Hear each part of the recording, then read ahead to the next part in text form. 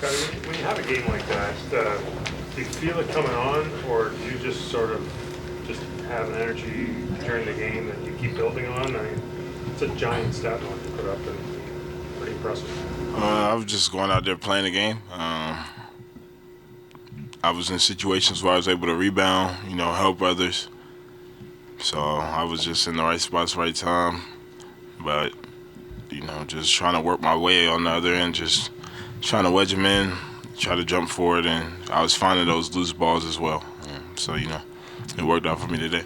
After what happened in Washington, did you personally come here with a little bit of extra determination to sort of stop this, sort of get you guys on the right track quickly? I think I come into every game with that mindset that, I just want to go out there and make an impact, be the best player out there on the floor. So just try to find ways to help us win. That's really my mindset going into every game. Because of the nature of your game, your role sort of has to change based on who's out. Everybody sort of does, but maybe yours more than most. With Yak out, it obviously puts you in different positions on the floor. How much does it change what you're trying to do out there? You just got a different role. Playing the 5, trying to figure out ways on how I'm able to orchestrate the offense but still try to be aggressive. So just try to find those ways, just when to screen, when to try to get out the way, when to be in a dunker, find ways on how I can still play make, how I can still just attack the game, but stay with my aggression.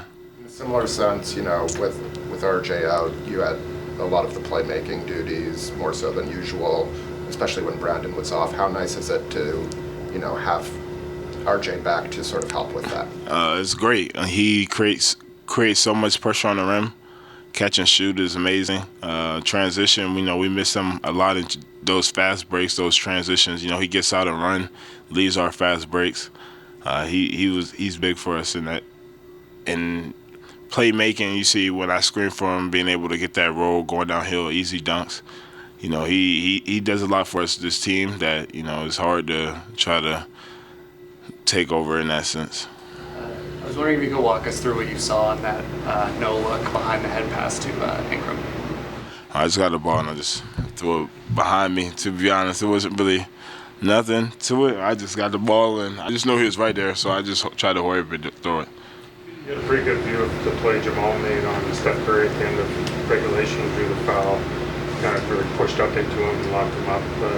What did you make of that play? And were you kind of talking to him, encouraging him? Or? No, I was just trying to really get the ball out of his hands at first. But, he was going to keep it in his hands no matter what. And then at that point, it was just trusting Jamal to get a stop, and he did it.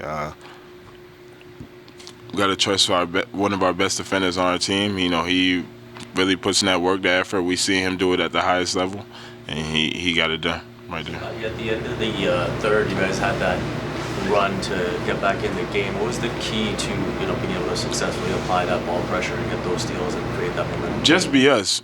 Apply ball pressure, get up. We was giving them some random traps, trying to get right back into the game, and it was working. So for the rest of the game, we was just trying to get that ball pressure, be able to force them into some turnovers, and it got us right back in the game right where we wanted it to be.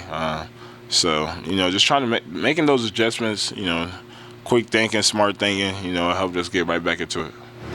How big is the randomness of it, right? Obviously, if it's something that you just keep on doing, they'll figure it out. For sure. It all started when Steph was out the game. But I think we did a great job of recognizing it, and everyone just been on the same page.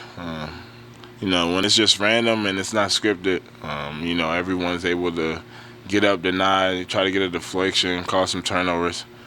So it really helped. Scottie, what was running through your head on that tip-in and the dying seconds of the fourth that tied up the game? Obviously Brandon put up the three-pointer and you got the rebound. So it seemed like they didn't see you coming.